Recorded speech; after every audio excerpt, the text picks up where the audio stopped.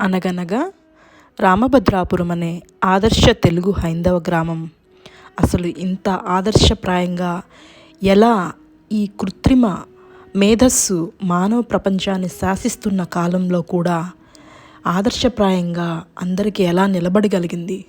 దానికి కారణం ఆ ఊరి ప్రజలే. మరి ఆ ఊరి ప్రజల మానసిక పరిపక్వత ఎలా ఉంటుంది, వారి జీవనశైలి ఎలా ఉంటుంది అంటే, మొదట ఆ ఊరి ప్రజల్లో గొప్ప ప్రశాంతతని, ప్రతి ఒక్కరిలో మాటలకందని శాశ్వత సంతోషాన్ని గమనించవచ్చు. ఊరి ప్రజలందరూ ఒకరికొకరు ఎదురుపడ్డప్పుడు ప్రశాంత వదనాలతో వీరు మన వాళ్ళు అన్న తృప్తిని పొందుతూ మమతానురాగాలతో కూడిన సంభాషణలు చేస్తారు. వారి దైనందిన జీవితం ఎంత అందంగా క్రమశిక్షణతో ఉంటుంది అంటే, ప్రతి ఇంట్లో కుటుంబ సభ్యులు పొద్దున్నే 4 లేచి శుద్ధి అయ్యి, మగవారైతే ఊళ్ళోని గుడికెళ్ళి ఆ ఊరి గుళ్ళో శ్రీరామచంద్రుని మనసారా పూజించి పరమ పవిత్రమైన మహిమాన్వితమైన వాల్మీకి రామాయణాన్ని తప్పక పారాయణ చేసేవారు. ఇక స్త్రీలు గృహలక్ష్ములుగా అందమైన ముగ్గులు మనసారా తీర్చిదిద్ది ఒకరినొకరు ఆహ్లాదంగా ప్రోత్సహించుకుంటూ ఎదుటి స్త్రీలో అమ్మవారిని చూస్తూ పరస్పరం గౌరవించుకుంటూ తమ ఇంట లలితా సహస్రనామ పారాయణలు చేసి అనుగ్రహ భాషణలు చేస్తూ నిత్య గృహస్థాశ్రమాన్ని అన్నపూర్ణ రూపాలుగా అక్షయం చేయసాగారు.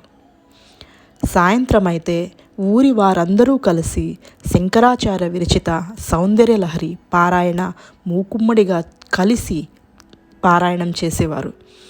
ఉత్తమోత్తమైన హైందవ ధర్మాన్ని అనునిత్యం అనుష్ఠానంగా పాటిస్తారు. ఆ ఊరిలో అందరూ ఉన్నత విద్యావంతులే. కొందరు జీవిత సారాన్ని కాచి వడబోసిన జ్ఞానులున్నారు. ఎక్కడా తారతమ్యాలు లేవు. కులాల ప్రస్తావన అసలు లేనేలేదు. ఇంటికొక వ్యవసాయ భూమి కాకుండా ఊరంతటికి ఒక భూమిని పోగు చేసి ఉమ్మడి వ్యవసాయం చేస్తారు. ఆ ఊరి పిల్లలు విజ్ఞానాన్వేషణలో వేరే పట్టణాల్లో దేశాల్లో ఉన్నా కూడా వారు ఊరికి వచ్చారంటే అందరిలో తామై వారి అవిభాజ్యమైన ప్రేమని పొంది తమ కర్తవ్యాన్ని గుర్తెరిగి ఎక్కడుంటే అక్కడ సభ్యతా సాంప్రదాయాలను పాటించేవారు. పెద్దవాళ్ళు పిల్లలకి ప్రత్యక్ష దేవతలై, పిల్లలు అపర శ్రవణులుగా కోటి ఆశలతో ఆ ఊరిలోకి లక్ష్మీ స్వరూపాలై అడుగిడిన కొత్త కోడళ్ళకి ఊరంతా అమ్మవారిని ఆహ్వానించినట్టు ఆహ్వానిస్తుంది. కోడళ్ళు అత్తమామల అడుగుజాడల్లో కుటుంబ నిర్వహణకి సమాయత్తమవుతారు. దంపతులైతే గౌరీ శంకరులను ఆదర్శం చేసుకొని గృహస్థాశ్రమాన్ని సమానంగా నిర్వర్తిస్తారు. ఇక తోడికోడళ్ళు ఒకరి బాగు ఒకరు కోరుకుంటూ కుటుంబ ధర్మ నిర్వహణలో పరస్పరం సహకరించుకుంటారు.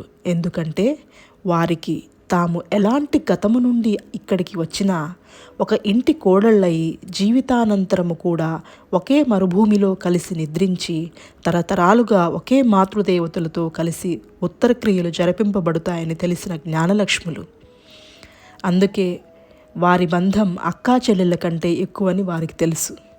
అందుకే ఆ గ్రామంలో ఇక ఎక్కడా కనిపించని అవిభాజ్యమైన ప్రేమ తోడికోళ్ళల మధ్య ఉంటుంది. ఇక ఆడపడుచులు గౌరీ స్వరూపాలుగా ప్రతి ఇంటిలో గౌరవించబడతారు. వదినా మరదళ్ళు మరుదులు మధ్య సీతమ్మ లక్ష్మణ స్వాముల బంధం అంత గౌరవం విరాజిల్లుతుంది. పిల్లలు కుమార గణేశ బాలా త్రిపుర సుందరి స్వరూపాలుగా ప్రేమించబడతారు. ఆ ఊరిలో శాశ్వత ఐశ్వర్యం అక్షయమై విరాజిల్లుతోంది. ఐశ్వర్యం అంటే ధనమే కాదు, విద్య వినయ సంపన్నం. ఇలాంటి ఊరిని చూసిన సృష్టికర్త ముచ్చటపడి కృతయుగం కలియుగంలో మళ్ళీ ఆవిష్కృతమైందా అని వెంటనే పుష్పక విమానాన్ని పంపి అశరీరవాణిగా, ఓ ఉత్తమ ప్రజలారా, మీ భక్తికి నడువడికి మెచ్చాను. ఇక సృష్టి ప్రళయం ముంచుకురాబోతోంది. అందరికీ మోక్షం ప్రసాదిస్తున్నాను రండి అని పలికారు. ఈ ఊహించని అద్భుతానికి గ్రామంలోని ప్రజలు చెట్టు చెలమ అణువు పరవశించిపోయారు. వెంటనే గ్రామ పెద్దలు తేరుకొని స్వామిని మోక్షం అంటే ఏం స్వామి అని అడిగారు. భగవంతుడు నిశ్చలానందం అన్నారు. వెంటనే గ్రామ ప్రజలు, అక్కడ మేమందరం కలిసి ఇలాగే నిత్య పూజలు చేసుకుంటూ ఐకమత్యంగా ఉంటామా స్వామి? అలా అయితేనే మేము విమానం ఎక్కుతాం. ఇవన్నీ లేని మమ్మల్ని విడదీసే మోక్షమైతే మాకు వద్దు. ప్రళయకాలమైనా కలిసి మరుభూమికి వెళ్ళడం మాకు మిక్కిలి సంతోషం అని అన్నారు. స్వామి నవ్వి, ఇదే మాట ఇదే గడ్డపైన పుట్టిన భక్త రామదాసు కూడా అన్నారు. ఎంతైనా నా తెలుగు బిడ్డలు విశిష్టులురా. ప్రపంచానికి ఒక దిశానిర్దేశం చేయగల బిడ్డలు మీ గడ్డపైనే పుడతారు. అందుకే నేను కలియుగాంతం వరకు మిమ్మల్ని కాపాడడానికి మీ గడ్డపైనే అవతరించాను. సుఖినో భవంతు అని చెప్పి అంతర్ధానమయ్యారు. అప్పటి నుంచి హైందవ సంస్కృతిని నరాన నింపుకొని ఆ ఊరు ప్రపంచానికి ఆదర్శ హైందవ గ్రామమై గ్రామ కీర్తి ప్రతిష్టలు ఖండాంతరాలు వ్యాపించాయి. అందుకే ఇప్పటికీ ఏ మార్పు లేకుండా స్వచ్ఛమైన మానవత్వానికి, మనిషి నిజమైన మనుగడికి మారుపేరుగా ఉంది. విజ్ఞానాన్వేషణలో ఎన్ని లక్షల మైళ్ళు ప్రయాణం చేసి ఆ ఊరి ప్రజలు విదేశాలకు వచ్చినా ప్రపంచ కాలుష్యానికి గురి కాలేదు. మనిషి మనిషిగా బ్రతికితే సర్వం ఆనందం. నమస్తే.